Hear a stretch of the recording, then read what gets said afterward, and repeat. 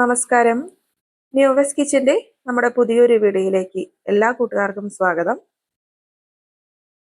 ഇന്ന് ചപ്പാത്തിക്കും ചോറിനൊക്കെ ഒരുപോലെ കോമ്പിനേഷൻ ആയിട്ടുള്ള വഴുതനങ്ങ തീയലാണ് ഇന്നത്തെ വീഡിയോയിലൂടെ നിങ്ങൾ കാണാൻ പോകുന്നത്. അപ്പോൾ അത്യാവശ്യം എരിവും പുളിയും ലൈറ്റ് ഒരു മധുരവും ചേർന്നിട്ട് നല്ല ടേസ്റ്റി ആയിട്ടുള്ള ഒരു കറിയാണ് കേട്ടോ. എല്ലാവരും വീഡിയോ ഒന്ന് സ്കിപ്പ് ചെയ്യാണ്ട് കാണൂ. പോകാം റെസിപ്പിയിലോട്ട്. കറി ഉണ്ടാക്കാൻ വേണ്ടിയിട്ട് പാനിൽ 3 ടേബിൾ സ്പൂണോളം വെളിച്ചെണ്ണ ഒഴിച്ചൊന്ന് ചൂടാക്കി എടുത്തിട്ടുണ്ട്. വെളിച്ചെണ്ണ നല്ലപോലെ ഒന്ന് ചൂടായി കഴിഞ്ഞാൽ ഇതിലേക്ക് ഒരു ടീസ്പൂണോളം കടുക് ഇട്ടൊന്ന് പൊട്ടിച്ചെടുക്കുക. കടുകൊക്കെ ഒന്ന് പൊട്ടി തുടങ്ങുമ്പോൾ ഒരു 1/4 ടീസ്പൂണിന് താഴെ ചെറിയ ജീരകം ക്യൂമൻ സീഡ്സ് ചേർത്ത് കൊടുക്കുന്നുണ്ട്. ജീരകവും കടുകൊക്കെ ഒന്ന് പൊട്ടി മൂത്ത് വരുന്ന സമയത്ത് ഒരു 10 ചുവന്നുള്ളിയും എരിവിന് ഒരു 4 പച്ചമുളക് കീറിയതും കുറച്ച് കറിവേപ്പിലയും കൂടി ഇട്ട് കൊടുക്കാം. അതോടൊപ്പം 2 വറ്റൽമുളക് സ്പ്ലിറ്റ് ചെയ്തിട്ട് ചേർത്ത് കൊടുക്കുന്നുണ്ട്. ഇതെല്ലാം കൂടിയിട്ട് ഒന്ന് ഇളക്കി കൂട്ടാം. അതിനുശേഷം നമുക്ക് മെയിൻ ഇൻഗ്രീഡിയൻ്റ് ആയ വഴുതനങ്ങ, ഒരു മീഡിയം 3 വഴുതനങ്ങയാണ് ഞാനിവിടെ എടുത്തിരിക്കുന്നത്. അത്യാവശ്യം ഒരു മീഡിയം വലുപ്പത്തിൽ ഞാൻ കട്ട് ചെയ്ത് നീളത്തിൽ കട്ട് ചെയ്തെടുത്തതാണ്. ഇട്ട് കൊടുക്കാം. അതോടൊപ്പം വഴുതനങ്ങയ്ക്ക് പാകത്തിനുള്ള ഉപ്പും ഒരു 1/4 ടീസ്പൂണിന് താഴെ മഞ്ഞൾപ്പൊടിയും കൂടി ചേർത്ത് കൊടുക്കുന്നുണ്ട്. ഇനി ഫ്ലെയിം മീഡിയത്തിനും ലോ ഫ്ലെയിമിനിടയിൽ ഇട്ടിട്ട് വഴുതനങ്ങ നല്ലപോലെ ഒന്ന് കുക്കായിട്ട് റോസ്റ്റ് ആക്കി എടുക്കുക. വഴുതനങ്ങ പെട്ടെന്ന് വെന്ത് കിട്ടുന്ന ഒരു വെജിറ്റബിൾ ആണ്. അതുകൊണ്ട് നമുക്ക് അടച്ചു വെച്ചൊന്ന് കുക്ക് ചെയ്തെടുക്കാം. 2 മിനിറ്റ് കൂടുമ്പോൾ ഇടയ്ക്ക് ഒന്ന് തുറന്നിട്ട് ഇളക്കി കൊടുത്താൽ മതി. നല്ലപോലെ ഒന്ന് വഴുതനങ്ങ കുക്കായി വരട്ടെ. വഴുതനങ്ങ വെന്ത് വരുന്ന സമയം കൊണ്ട് നമുക്ക് തീയലിലോട്ട് ആവശ്യമായിട്ടുള്ള നാളികേരമൊക്കെ ഒന്ന് വറുത്തെടുക്കണം. അതിന് വേണ്ടിയിട്ട് അടി കട്ടിയുള്ള ഒരു സെറാമിക്കിന്റെ പാനാണ് ഞാനവിടെ വെച്ച് കൊടുത്തിരിക്കുന്നത്. പാൻ നന്നായിട്ട് ചൂടായിട്ട് വരുമ്പോൾ ഒരു അരമുറിയോളം നാളികേരം ഞാൻ ഇട്ട് കൊടുക്കുന്നുണ്ട്.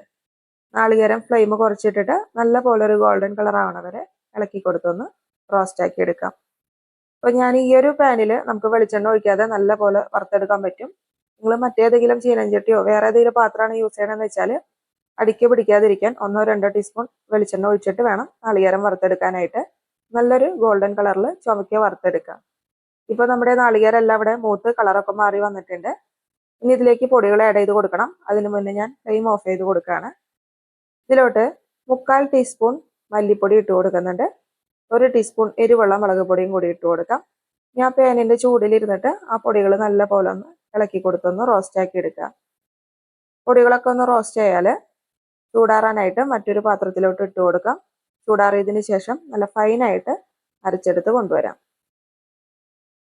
ഞാനിവിടെ വേവിക്കാൻ വെച്ചിരുന്ന വഴുതനങ്ങയെല്ലാം നല്ല പോലെ സോഫ്റ്റ് ആയിട്ട് കുക്കായിട്ട് വന്നിട്ടുണ്ട്. ഒരു 10 മിനിറ്റ് സമയമായിട്ടുണ്ട് നമ്മൾ പല പ്രാവശ്യം അടച്ചു വെച്ചൊന്ന് കുക്ക് ചെയ്തെടുക്കാൻ തുടങ്ങിയിട്ട്. ഇനി ഇതിലേക്ക് ആവശ്യമായിട്ടുള്ള പുളിവെള്ളം ഒഴിച്ചു കൊടുക്കാം. ചെറുനാരങ്ങ വലുപ്പത്തിലുള്ള വാളംപുളി കുറച്ച് വെള്ളത്തിൽ കുതിർത്തി വെച്ചതിന് ശേഷം പിഴിഞ്ഞൊഴിച്ചു കൊടുക്കാം. നമുക്ക് എത്ര പുളിയുടെ ടേസ്റ്റ് വേണോ അതനുസരിച്ചിട്ട് നിങ്ങൾക്ക് പുളി പിഴിഞ്ഞൊഴിച്ചു കൊടുക്കാം കേട്ടോ. പുളിവെള്ളം ഒഴിച്ചതിന് ശേഷം ഒരു മീഡിയം ഫ്ലെയിമിൽ വെച്ചിട്ട് നല്ലപോലെ ഒന്ന് കുക്ക് ചെയ്തെടുക്കുക. ആ പുളിയുടെ ഒരു പച്ചപ്പ് കുത്തുണ്ടല്ലോ അതൊക്കെ ഒന്ന് പോയി പുളി നല്ലപോലെ ഒന്ന് വെന്ത് വരണം. അതുവരെ നല്ലപോലെ ഒന്ന് തിളപ്പിച്ച് കുക്കാക്കി എടുക്കുക. പുളിവെള്ളം ഒഴിച്ചതിന് ശേഷം കറി നല്ലപോലെ തിളച്ചൊന്ന് കുറുകി വന്നിട്ടുണ്ട്. ഇനി ഇതിലേക്ക് നമ്മുടെ കറിയുടെ ടേസ്റ്റ് ബാലൻസ് ചെയ്യാനായിട്ട് കുറച്ച് ശർക്കര ഒന്ന് ഇട്ട് കൊടുക്കാം. അതിനുശേഷം നല്ലപോലെ ഇളക്കി കൊടുത്തൊന്ന് മിക്സ് ആക്കി എടുക്കുക. നമ്മൾ ചേർത്തിട്ടുള്ള പുളിയെല്ലാം നല്ലപോലെ ഒന്ന് വഴുതനങ്ങയിൽ പിടിച്ച് കുറുകി എണ്ണയൊക്കെ തെളിഞ്ഞു വന്നിട്ടുണ്ട്. ഇതിലേക്ക് നമ്മൾ അരച്ചു വെച്ചിട്ടുള്ള നാളികേരത്തിന്റെ അരപ്പ് ഒഴിച്ചു കൊടുക്കുക. നാളികേരം അരച്ചെടുക്കുമ്പോൾ വെള്ളം ഇല്ലാതെ അരച്ചെടുക്കാൻ പറ്റുന്ന വെച്ചാൽ അങ്ങനെ ചേർത്ത് അരയ്ക്കുകയാണ് ഏറ്റവും നല്ലത്. പക്ഷേ എൻ്റെ മിക്സിയിൽ അറിയാത്ത കാരണം കുറച്ച് വെള്ളം ഒഴിച്ചിട്ടാണ് ഞാൻ അരച്ച് ചേർത്ത് കൊടുത്തിരിക്കുന്നത്. അരപ്പൊഴിച്ചതിന് ശേഷം നല്ലപോലെ ഇളക്കി കൊടുത്തൊന്ന് തിളപ്പിച്ചെടുക്കുക.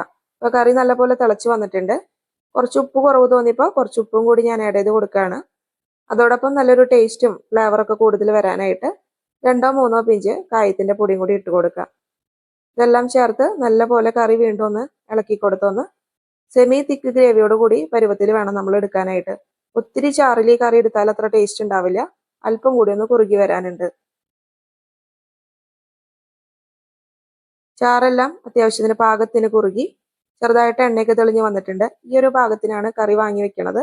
നമ്മുടെ ടേസ്റ്റി ആയിട്ടുള്ള വഴുതനങ്ങ തീയൽ ഇവിടെ തയ്യാറായിട്ടുണ്ട്.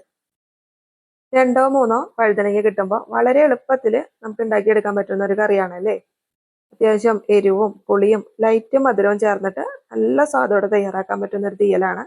എല്ലാവരും റെസിപ്പി ഒന്ന് ട്രൈ ചെയ്തിട്ട് ഫീഡ്ബാക്ക് അറിയിക്കുക. ആദ്യമായിട്ട് നമ്മുടെ ചാനൽ കാണുന്ന കൂട്ടുകാരാണെങ്കിൽ വീഡിയോ കണ്ട് ഇഷ്ടമായാൽ ഒന്ന് സബ്സ്ക്രൈബ് ചെയ്യാനും ലൈക്ക് ചെയ്യാനും ഷെയർ ചെയ്യാനും മറക്കല്ലേ. തൊട്ടടുത്ത ദിവസം വീണ്ടും മറ്റൊരു കിടിലൻ റെസിപ്പി ആയിട്ട് കാണാം. താങ്ക്